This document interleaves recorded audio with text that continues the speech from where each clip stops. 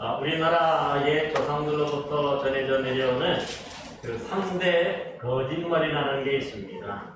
잘 아시다시피 장사꾼이 물건을 팔면서 남는 것이 없다고 하는 것과 또 처녀가 시집을 안 가겠다는 말과 또 노인이 빨리 죽고 싶다, 오래 살고 싶지 않다고 말하는 것입니다. 그러나 사실은 장사꾼은 많이 남기고 팔고 싶은 마음을 숨기는 것이고 또 이 처녀들은 시집가고 싶은 마음을 숨기는 것이고 또 이 노인들은 더 오래 살고 싶은 마음을 숨기는 말이라는 것을 우리는 잘 알고 있는 것입니다. 또한 요즘에 이 정치인들도 보면 주로 하는 그들의 3대 거짓말이 있습니다. 주로 금전 비리와 관련해서 결코 받은 적이 없다는 말과 또 보고받은 적도 없다 하고 자신은 전혀 몰랐다는 말이 바로 그것입니다. 여러분, 그래서 생겨난 말이 바로 내로남불이라는 말입니다. 즉 내가 하면 논에 쓰고 남이 하면 불륜이라고 하는 말의 준말로서 자기 편에 있는 사람들에게는 아주 반대하지만은 반대편에 있는 사람들에게는 아주 가혹한 것을 주고 하는 말인 것입니다. 어디 이뿐이겠습니까? 사실 사람들이 살아가는 곳에서는 항상 이런저런 거짓말이 그 어디에나 있음을 볼 수 있습니다. 사실 이처럼 거짓말은 우리의 삶과 뗄래야 뗄 수 없는 아주 그런 불가분의 관계가 있어서 그만큼 어려서부터 우리가 이 거짓말에 익숙해져 있고 또 거짓말에 습관적으로 배어 있어서 틈만 나면 상황만 되면 우리가 이렇게 거짓말을 서로 주고받으며 서로 속고 속이며 그렇게 살게 되는 것입니다. 그런데 여러분, 이런 거짓말의 시작은 어디일까요? 바로 성경 창세기 3장에 기록된 바로 뱀의 거짓말입니다. 잘 아시다시피 하와에게 접근한 이 뱀은 하나님이 참으로 동산 모든 나무의 열매를 따먹지 말라 하시더냐 하면서 이 선악과에 대해서 관심을 가지도록 유도하는 것을 볼 수가 있습니다. 이 하와는 동산나무의 모든 열매는 우리가 먹을 수 있으나 그 동산 중앙에 있는 나무의 열매는 따먹지도 말라고 먹지도 말고 만지지도 말라 너희가 죽을까 하노라 하셨다 하면서 그 관심을 보이는 것을 볼 수 있습니다. 그러자 이 간교한 뱀은 너희가 결코 죽지 아니하니라 그것을 먹는 날에는 너희 눈이 밝아져 하나님과 같이 되어서 선악을 알게 될 것이기 때문이라고 이렇게 유혹합니다. 결국 이렇게 선악과에 대해서 관심을 가지게 된 하와는 바로 이렇게 뱀의 거짓말에 속아서 바로 넘어가서 이 선악을 알게 하는 나무의 열매를 따먹게 되었던 것입니다. 잘 아는 것처럼 이 하와는 이미 따먹으면 죽게 된다는 이 하나님의 말씀을 분명히 알고 있었지만은 그럼에도 이 뱀이 따먹어도 결코 죽지 않고 오히려 눈이 밝아져서 하나님과 같이 될 수 있다는 이 그 거짓말에 속아서 범죄하게 되었던 것입니다. 이 하나님께서 아담에게 어찌하여 먹지 말라고 명한 그 나무의 열매를 따먹느냐고 하셨을 때에 아담은 그 잘못을 자신의 아내에게 전가시키고 또 하와에게 물어보니까 하와는 누구에게 또 이것을 전가시킵니까? 바로 뱀에게 전가시키고 오히려 보면 인류 최초로 이 부부싸움을 하는 것을 볼 수가 있습니다. 사실 오늘날 일어나는 대부분의 이 갈등과 싸움도 보면은 서로 간의 이 거짓말과 그로 인한 책임을 전가하다가 생기는 것이 대부분인 것을 볼 수 있는 것입니다. 여러분, 그런데요, 이렇게 책임을 다른 사람에게 떠넘기고 전가한다고 해서 그 책임이 없어집니까? 잘 아시다시피 하와는 결국 그 기쁨과 축복이 예리할 그 임신과 해산이 괴롭고 고통스러운 것으로 변하게 되었고, 아담은 노동의 수고를 해야만이 살 수 있게 되었고, 결국 흙으로 돌아갈 수밖에 없는 그러한 저주를 받게 되었던 것입니다. 여기서 우리가 분명히 알아야 할 것이 있습니다. 바로 이 땅의 저주와 고통, 바로 이 죽음을 가져오게 유혹한 이 뱀, 즉 이 마귀 사탄의 실체가 무엇이냐 하는 것입니다. 성경에 보면 이 뱀의 실체는 바로 옛뱀, 마귀라고도 하고 사탄이라고도 하며 온 천하를 꿰는 자라 계시록의 12장 9절에서 말씀하셨습니다. 그러니까 이 뱀의 실체는 온 천하를 꿰는 자, 즉 온 천하를 거짓말로서 속여 유혹하는 자라고 분명히 밝혀주고 있습니다. 또한 요한복음 8장 44절에도 보면은 그는 처음부터 살인한 자요 진리가 그 속에 없으므로 진리에 서지 못하고 거짓을 말할 때마다 제 것으로 말하나니 이는 그가 거짓말장이요 거짓의 아비가 되었다, 그렇게 말하고 있습니다. 그러니까 바로 이 마귀 사탄이 거짓말쟁이고, 이 거짓말의 아비라는 것은 이 세상에 거짓말을 들여온 장본인이라 하는 그러한 뜻입니다. 한편 이 고린도후서 11장 14절 15절에 보면 사탄도 자기를 광명의 천사로 가장하나니 그러므로 사탄의 일꾼들도 자기를 의의 일꾼으로 가장하는 것이 또한 대단한 일이 아니라, 그렇게 말씀하고 있습니다. 그러니까 마귀 사탄이 우리에게 접근할 때에 내가 마귀고 내가 사탄이라고 밝히고 접근하지 않는다는 사실입니다. 어떻게 접근합니까? 그 대부분의 사람들이 좋아하는 그 광명한 천사나 좋은 사람, 좋은 일꾼으로 가장하여서 변장하여서 접근한다고 분명히 말합니다. 그러니까 우리의 사랑하는 아내가 또 다정한 그 친구가 때로는 우리를 속여서 우리로 하여금 넘어지게 만드는 그런 장본인이 되도록 하는 것을 볼 수 있습니다. 그러게 이 며칠 전인가요, 이 정당 해산을 당한 이 통진당이라고 하는 당이 있었어요. 근데 그 당대표는 항상 여자였는데, 이 당대표는 항상 아름답고 예쁜 한 미모를 하는 그러한 분들이 이 맡음으로 오히려 많은 사람들이 분별 없이 또 이렇게 가입하는 것도 볼 수 있었습니다. 하지만 이들이 북한의 조정을 받아서 우리나라를 정복하려는 이런 무서운 야욕을 숨기고 있다가 결국은 발각이 되어서 대법원의 판결로 해산이 되는 것을 볼 수가 있었습니다. 이처럼 사탄은 우리에게 접근할 때에 항상 보면 가장 가까운 사람, 내가 아끼는 것, 거기를 틈타서 우리를 유혹하고 우리로 하여금 넘어지게 하고 우리를 하여금 거짓으로 속여서 우리를 하나님을 떠나게 하는 그런 것을 볼 수 있는 겁니다. 또한 성경에 보면 이 세상에 종말이 가까워질수록 거짓 그리스도들과 거짓 선지자들이 일어나서 큰 표적과 기사를 보여 할 수만 있으면 믿는 자들을 택하신 자들도 미혹한다 말씀하고 있습니다. 저기 마지막 때가 되면 될수록 이 마귀 사탄은 어떤 놀라운 표적, 인간으로 할 수 없는 그런 특별한 이런 능력을 보여서 그냥 보통 사람들을 미혹하는 게 아니라 하나님의 택하신 자들, 이 믿음의 사람들, 기존에 교회 잘 다니고 있는 그런 사람들을 미혹하고 유혹한다고 말씀하는 것입니다. 요즘은 여러분 그래서 대부분에 보면 이런 분들이 이단이잖아요. 이단에 속해 있는 분들이 바로 이렇게 우리를 다른 사람들, 믿지 않은 사람들은 관심도 없어요.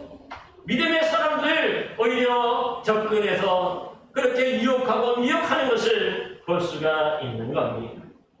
그러기에 어디서 누군가 크고도 놀라운 표적을 행하고 특별한 일을 한다고 해서 무조건 따라갔다가는 이렇듯 거짓 선지자들과 거짓 그리스도에게 속아서 넘어가게 되는 것을 우리는 잘 분별해야 할 것입니다. 그러므로 사실 우리는 살아있는 동안에는 항상 보면 이 마귀 사탄이 어떤 특정한 장소에만 기다리는 것이 아니라 항상 우리 곁에서 가장 가까운 곳에서 우리를 속이고 우리를 미혹하고 우리를 넘어뜨리려고 그렇게 준비하고 있음을 우리는 알아야 하는 것입니다. 그러기에 이 마귀 사탄은 우는 사자처럼 삼킬 자를 두루 찾아다닌다, 그렇게 성경은 표현하기도 하는 것입니다. 여러분, 그래서 이런 마귀 사탄에 속아서 이 뭡니까? 거짓말을 거듭하면 거듭할수록 어떻게 될까요?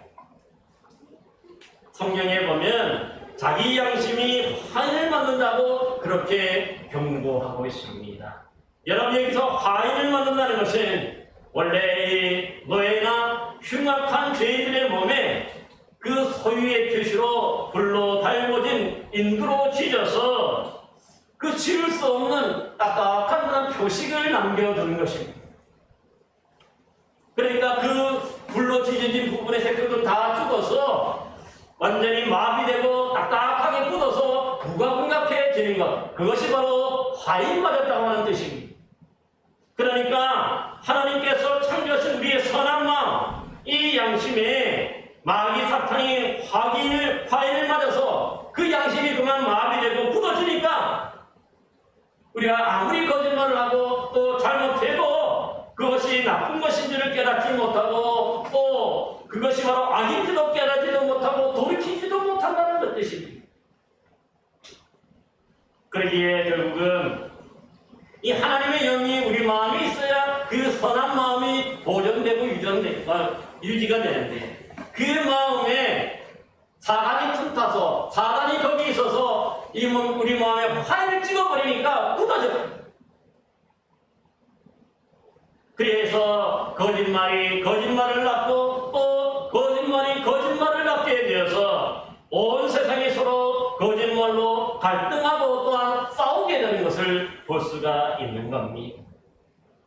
그런데 여러분, 더 문제가 되는 것은 무엇이냐면 바로 우리 예수님을 잘 믿는다고 하는 우리 신앙인들도 이런 거짓말에 쉽게 노출이 되어서 아무 꺼짐 없이 버젓이 행하고 있다는 것입니다.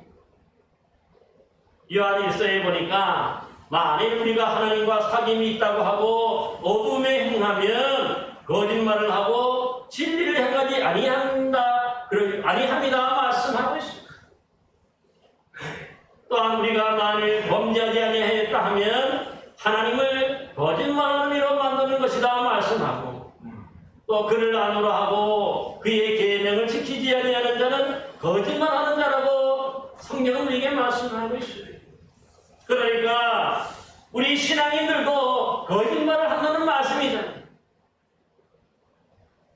주로 하나님의 말씀을 듣고도 그 말씀대로 순종하지 않는 것 자체가 하나님을 거짓말하게 만드는 것이라고 말씀합니다.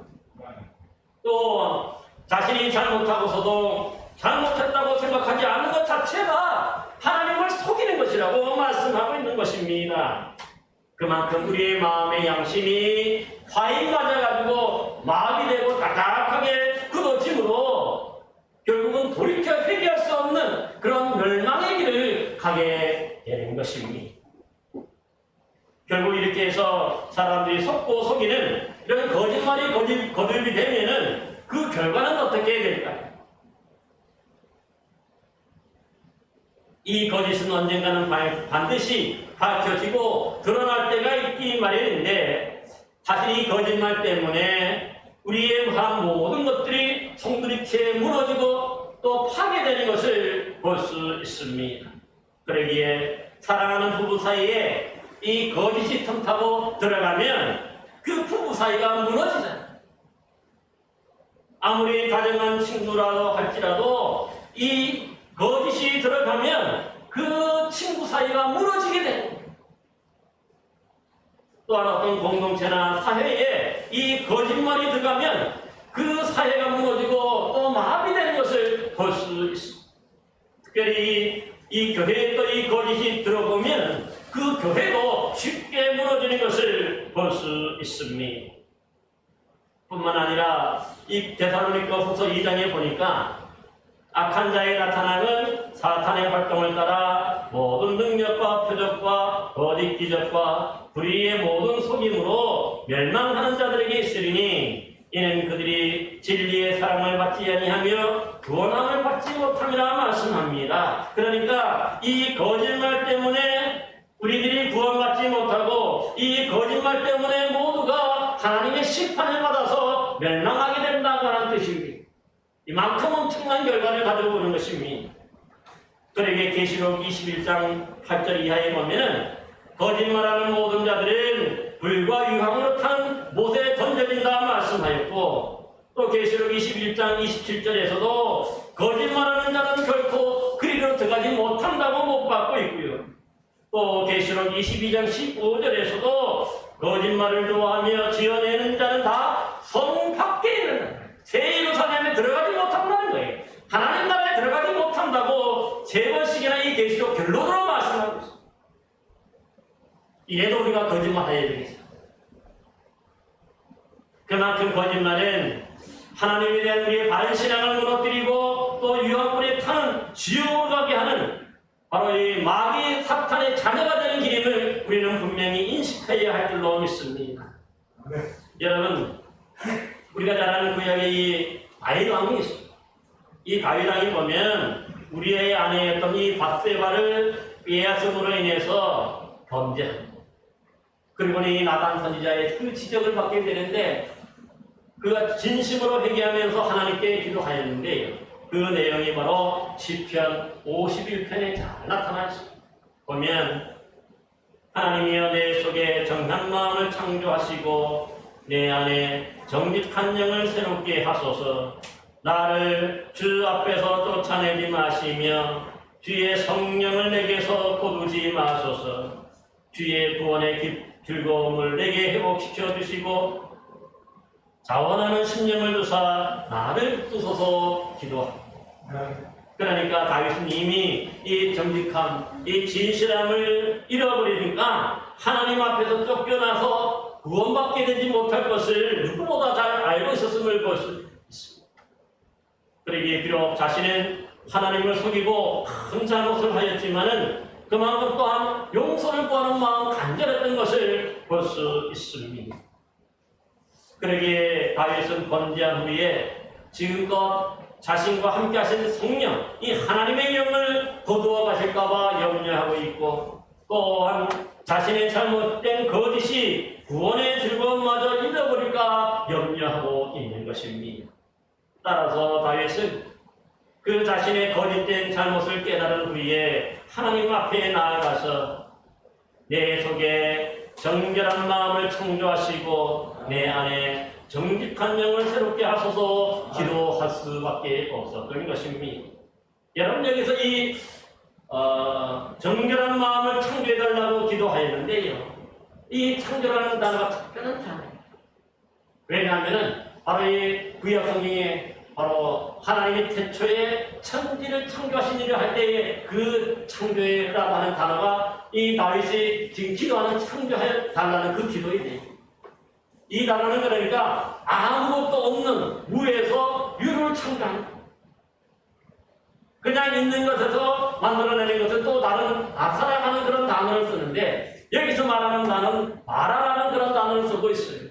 왜냐하면 왜 그러냐면 한번 더럽혀진 마음이 한번 이 부정하게 된 마음이 거짓한 마음이 보니까 완전히 하나님께 회개하고 또 회개해도 그래도 그게 남아있어요. 그 흔적이 남아있잖아요.